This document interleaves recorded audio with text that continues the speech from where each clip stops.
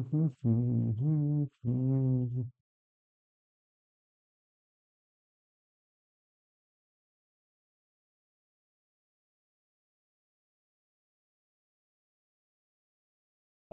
बार फिर से सभी बच्चों का स्वागत है। क्लास 10th की मैथमेटिक्स की क्लास हम शुरू करने जा रहे हैं। और जैसा पता है आपको, विंटर वेकेशन आपकी आ चुकी है। और विंटर वेकेशन के बाद जैसे ही स्कूल ओपन होते हैं और वहाँ पर आपको सरप्राइज मिलने वाला है, that is the pre board exam. जैसे छुट्टियां समाप्त होती है, अभी आप एग्जाम देकर हटे हैं, सेट एग्जाम को। और जब आप फिर से स्कूल में जाओगे और आपको मिलेगा सरप्राइज, वो सरप्राइज है प्री बोर्ड एग्जाम। लेकिन हमारे पास जो 15 दिन है, इनमें हम अच्छा कर सकते हैं। चैप्टर 15 है तो बड़े अच्छे से हम इनको कर सकते हैं, ऐसी कोई दिक्कत नहीं। अगर ये पॉसिबल हो पाया कि स्कूल ओपन रहते हैं बोर्ड एग्जाम के लिए या बोर्ड क्लासों के लिए, तो आपके लिए बेटर ऑप्शन रहेगा, क्योंकि आपके जो टीचर है वो उसका कोई ऑप्शन नहीं है हमारे पास। टीचर जो आपके स्कूल का है, जो आपकी क्लास का है, वो तो आपका बेस्ट ऑप्शन है। लेकिन कहीं ना कहीं मेरी कोशिश रहेगी, अगर छुट्टियां हो जाती है, कोई ऐसा पत्र जारी नहीं होता है जिसमें बोर्ड क्लासों को छुट्टियों में लगाया जाए, तो कहीं ना कहीं मैं आपकी मदद यहाँ पर कर पाऊंगा। तो चलेगा, मैं आज ब्लूप्रिंट यानी पूरा प्लान क्या रहे आपका मैथमेटिक्स को लेकर, किस प्रकार आपने तैयारी करनी, वो आज हम यहाँ पर डिस्कस करने जा रहे हैं। तो यहाँ पर एक सबसे बड़ा डाउट जो आ रहा है ना, मैथमेटिक्स स्टैंडर्ड और बेसिक, ये सब बच्चों का डाउट आ रहा है कि ये डाउट आपका आज दूर हो जाएगा। मानक और बेसिक आधार जो गणित आपने लिया, उनमें क्या आप एग्जाम में क्या डिफरेंस आपको देखने को मिलेगा, वो आपका डाउट यहाँ पर आज निकल जाएगा। ठीक है, तो एक बार एग्जाम होता है, आपको पता है बोर्ड एग्जाम फाइनल एग्जाम है। और जहाँ तक 20 मार्क्स की बात की जाए, वो आपके टीचर के हाथ में होता है। आपने किस प्रकार के प्रोजेक्ट बनाए हैं, टेनिस आपकी क्या रही है, क्विज आपने करे हैं, बहुत सारी चीज़ें हैं 20 नंबर के लिए। 80 मार्क्स का तो हमने देना ही है एग्जाम। ओके, तो इसके लिए जो किताबें हैं, बोर्ड क्या कह रहा है, बोर्ड कह रहा है कि एक तो आप अपनी जो पाठ्य पुस्तक है ना, उसको आपने पढ़ना है, एनसीईआरटी की बुक है। और दूसरी जो बुक है, पर्सन प्रदेशिका यानी एग्जाम्पलर जो बुक है ना, वो बुक भी आप करेंगे, तब आप जो स्टैंडर्ड मैथ है उसमें अच्छा कर पाएंगे। तो मेरी कोशिश यहाँ पर ये रहेगी कि मैं स्टैंडर्ड की तैयारी कराऊं, तो बेसिक जो है आपका वो तो अपने आप यहाँ पर निकल जाएगा। चलिएगा, ये दो किताबें आप जरूर पढ़ें। ठीक है, तो जो आपकी कंप्लीट बुक है उसको 7 यूनिट में डिवाइड किया गया है। ओके, तो पहली यूनिट जो है आपकी, पहला चैप्टर ही पहली यूनिट में रखा गया है। यूनिट नंबर 1 है संख्या पद्धति, नंबर सिस्टम जो है। चैप्टर नंबर 1 वास्तविक संख्याएं, वहां से 6 नंबर का काम आपको मिलेगा। और एक 3 मार्क्स का आपको बड़ा क्वेश्चन वहां पर मिलेगा, और 3 जो है छोटे छोटे एमसीक्यू पूछ ली जाए, फिल इन द ब्लैंक्स या डायरेक्ट से पूछे जा सकते हैं। और यूनिट 2 की बात की जाए तो यहाँ पर बीज गणित जो आपका अलजेब्रा है ना, उसको यहाँ पर रखा गया है। और इसमें कौन कौन से चैप्टर है जो आप तैयार करें, चैप्टर नंबर 2 आ गया बहुपद है, चैप्टर नंबर 3 दो चर वाले रैखिक समीकरण युग्म, और चैप्टर नंबर 4 है द्विघात समीकरण, चैप्टर नंबर 5 समांतर श्रेणी। तो इन चैप्टरों को रखा गया है यूनिट 2 में, और यहाँ से आपको 20 नंबर मिलेंगे। अगर इसकी तैयारी करते हैं तो 20 नंबर आप यहाँ से बड़े आसानी से निकाल सकते हैं।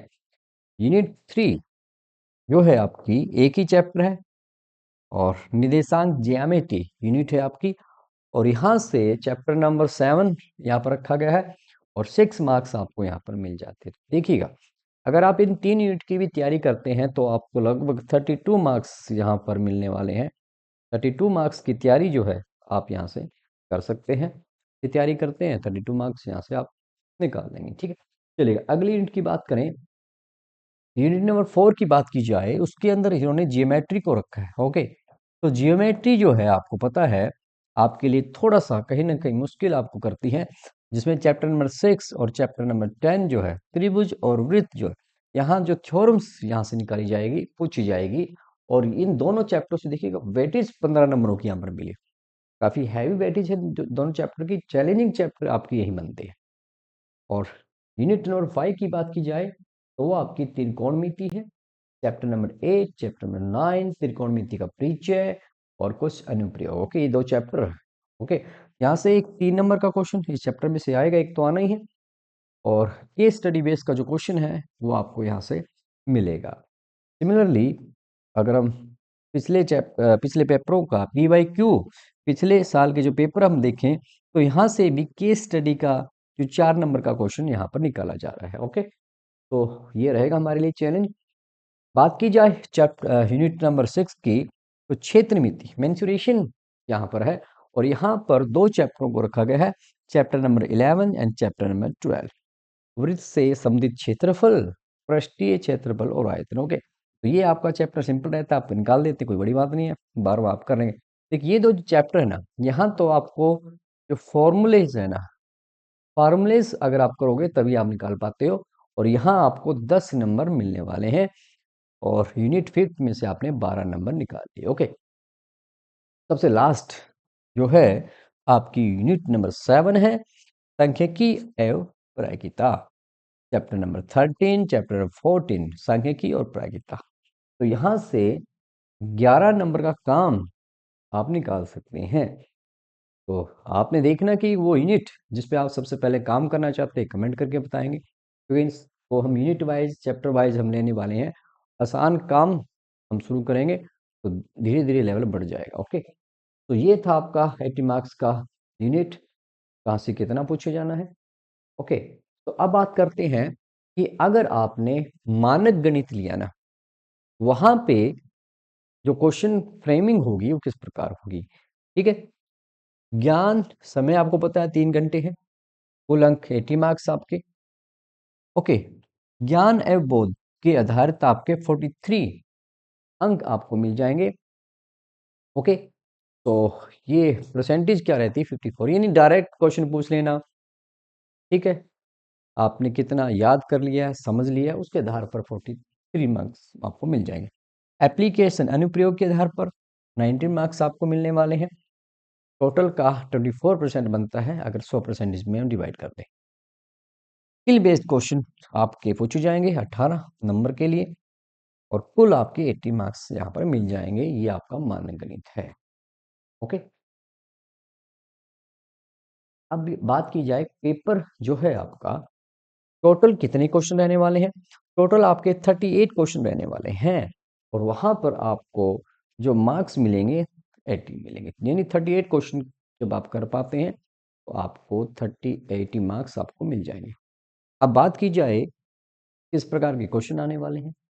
ओके, सबसे पहले वस्तुनिष्ठ प्रश्न जो है वो 1 अंक का रहने वाला, और 20 क्वेश्चन यहाँ पर आपसे पूछे जाएंगे, तो इसका मतलब आपके 20 नंबर यहाँ पर मिल जाएंगे। ओके, तो कुल अंक 20 मिल जाएंगे। क्या क्या हो सकता है, तो 12 तो आपके डायरेक्ट जो MCQ आपके रहते हैं, 12 क्वेश्चन ही MCQ आएंगे बच्चों, 20 में से, इस बात का ध्यान रखें। ओके, तो 3 जो क्वेश्चन रहने वाले, एक शब्दीय उत्तर वाली, डायरेक्ट आपसे फार्मूला पूछ लिया जाए, कोई थ्योरम का कॉन्सेप्ट यहाँ पर पूछा जा सकता है।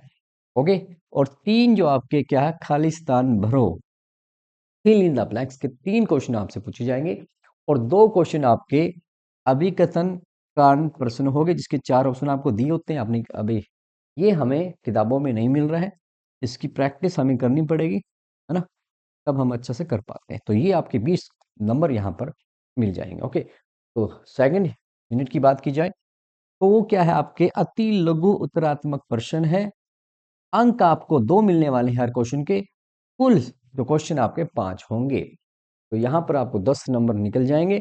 और यहाँ पर आप देखना है कि 5 अगर यहाँ पर क्या है, अगर 5 क्वेश्चन पूछे जा रहे हैं ना, तो 2 प्रश्न तो ऐसे भी होंगे जहां पर आपको ऑप्शन मिल जाएगा कि आप ये करें या अथवा करें। ओके, तो ये अच्छी बात आपके लिए, यानी यहाँ पर आपको 5, 6 और 7 क्वेश्चन आपको मिलेंगे, जिनमें से 5 आपको करने होंगे। लघु उत्तरात्मक प्रश्न में 3 नंबर आपको मिलने वाले हैं एक क्वेश्चन के लिए, 6 क्वेश्चन आपको मिल जाएंगे, 18 नंबर आपके यहाँ पर पक्के हो जाएंगे। और यहाँ भी 2 प्रश्नों में आंतरिक जो ऑप्शन है वो मिलेगा अथवा मिलेगा, मतलब यहाँ आपको 7 और 8, यहाँ पर 8 क्वेश्चन मिलने वाले हैं। ओके, 8 क्वेश्चन में 6 क्वेश्चन आपने करने होंगे। ठीक है, तो दीर्घ में आपके पास जो संख्या है 5 है। ओके, 5 नंबर आपको मिलेंगे, 4 क्वेश्चन पूछे जा रहे हैं और यहाँ पर सभी प्रश्नों में आंतरिक विकल्प रहेगा, ऑप्शन रहेगा। मतलब यहाँ पर 8 क्वेश्चन आपसे पूछे जा रहे हैं और आपको उनमें से 4 क्वेश्चनों को लगाना है। तो यहाँ पर आपको 20 नंबर मिल जाएंगे। और केस स्टडी, देखिए इस पे भी हमें काम करना पड़ेगा। जो केस स्टडी क्वेश्चन है, केस स्टडी जो क्वेश्चन है, ये हमारी किताबों में नहीं है, लेकिन हम प्रैक्टिस लगाएंगे।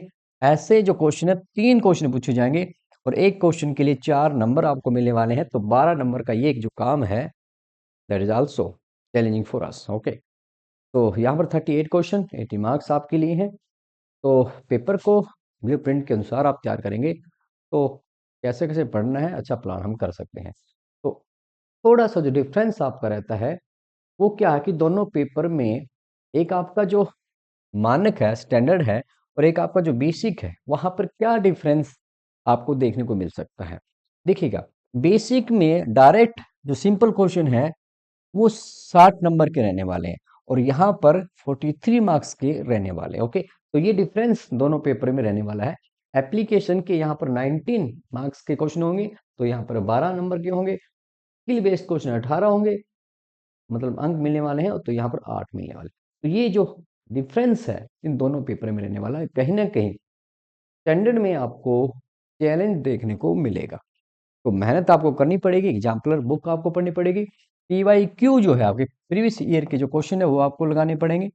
ओके, लास्ट में बताना चाहेंगे आपको कि विंटर वेकेशन आपकी जो है वो आने वाली है और मैं आपका प्लान कर रहा हूँ कि 1 जनवरी से ही हम, ठीक है, ठीक, 7:30 ठीक रहेगा अभी? हाँ, चलो 7:30 बजे हम क्लास शुरू करने जा रहे हैं और इस क्लास में जो भी एक चैप्टर हम लेंगे उस चैप्टर को हम अच्छे से करें, एक ही क्लास में कंप्लीट कर दें। एग्जाम्पलर है या NCERT बुक है या बोर्ड एग्जाम के क्वेश्चन, सब चीज़ें एक ही क्लास में हम कर पाएँ, एक ही दिन में कर पाएँ, ताकि आप उसकी प्रैक्टिस कर पाएँ। तो ऐसी कोशिश मेरी यहाँ पर रहने वाली है। तो अगर आपको लगता है कि क्लास के साथ जुड़ना है तो चैनल से भी जुड़ जाइएगा, सब्सक्राइब कर दीजिएगा, अपने दोस्तों से के साथ ज़्यादा से ज़्यादा शेयर कीजिएगा। और टीचर साथी, अगर आप यहाँ तक आए हैं सर, तो आप भी शेयर कर सकते हैं, अपने बच्चों को मोटिवेट कर सकते हैं कि क्लास के साथ जुड़ें और विंटर वेकेशन जो है हमारे लिए उसका हम पूरा पूरा फ़ायदा उठा पाएँ। तो इस उम्मीद के साथ कि मैक्सिमम बच्चे इस लाइव सेशन में आएंगे। मिलते हैं 1 जनवरी को ठीक 7:30 बजे। रहेगा आप बच्चों का इंतजार और टीचर साथियों का भी। धन्यवाद। चलेगा, शुभ रात्रि।